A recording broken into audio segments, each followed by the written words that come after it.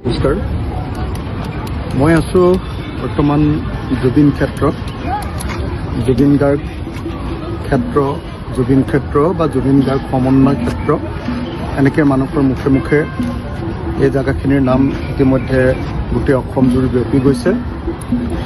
আমাৰ মৰমৰ জুবিন দা অসমীয়া জাতিৰ হিয়াৰ আমঠু শিল্পী, অসমীয়া জাতিৰ মুখপাত্ৰস্বৰূপ, অসমীয়া মানুহৰ হৈ সদায় বিপদে আপদে মাত মতা আমাৰ সকলোৰে আপোন জুবিন দাৰ মৃত্যু আজি 39 দিন কমপ্লিট হৈ গ'ল। 39 ডেজ।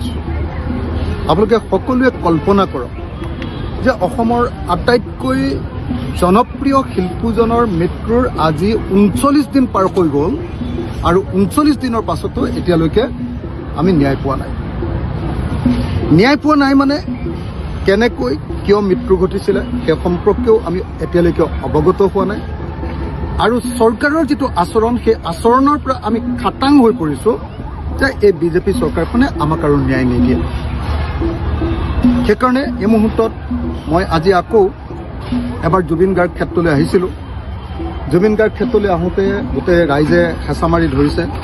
মই প্ৰত্যেককে এটাই কথা সুধিছোঁ যে জুবিন গাৰ্গৰ ন্যায়ৰ কাৰণে যদি এখন সংগ্ৰাম আৰম্ভ কৰা হয় আপোনালোক থাকিবনে? মই আপোনালোককো সুধিছোঁ থাকিবনে নাই? সকলো মানুহে কৈছে যে নাই, আমি জুবিন গাৰ্গৰ ন্যায়ৰ কাৰণে এখন সংগ্ৰাম আৰম্ভ কৰিব লাগে।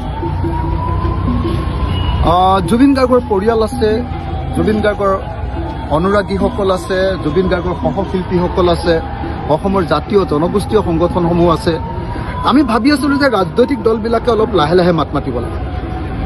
এতিয়া দেখা গৈছে যে আন কোনেও এতিয়া যিহেতু মাত মতা নাই, গতিকে উপায় নাই, আমাৰ ৰাজনৈতিক দলৰ পৰিচয় আঁতৰাই থ'ব লাগিব। মই ৰাইজৰ দলৰ সভাপতি হিচাপে নহয়, কেৱল অখিল গগৈ হিচাপে আৰু অসমত যিমান মানুহ আছে যি দলৰে নহওক, আনকি তেওঁ যদি বিজেপিৰো মানুহ হয় তেওঁলোককো আমি সকলোকে ৱেলকাম কৰিম, তেওঁলোককো আমি সকলোকে স্বাগতম জনাম যে আমাৰ মৰমৰ জুবিন দা তেওঁ কেনেকৈ মৃত্যু হ'ল তাক আমাৰ বিচাৰ লাগে। আমি জানিব লাগে অসমৰ মানুহে যে কেনেকৈ কি ক্ষেত্ৰত তেওঁ মৃত্যু হৈ পালে। অসমৰ মুখ্যমন্ত্ৰীয়ে কেইদিনমানৰ আগত ক'লে যে জুবিন গাৰ্গক হত্যা কৰিছে। এতিয়া আকৌ তেওঁলোকে প্ৰচাৰ কৰি আছে বিভিন্নজনৰ মুখেৰে নে জুবিন গাৰ্গে আত্মহত্যা কৰিছে।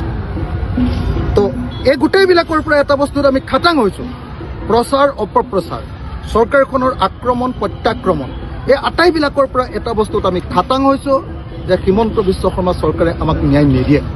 আৰু সেইকাৰণে মই অসমৰ সকলো মানুহকে এই জুবিন ক্ষেত্ৰৰ পৰা অনুৰোধ জনাইছোঁ, আহক আমি সকলোৱে জুবিন দাৰ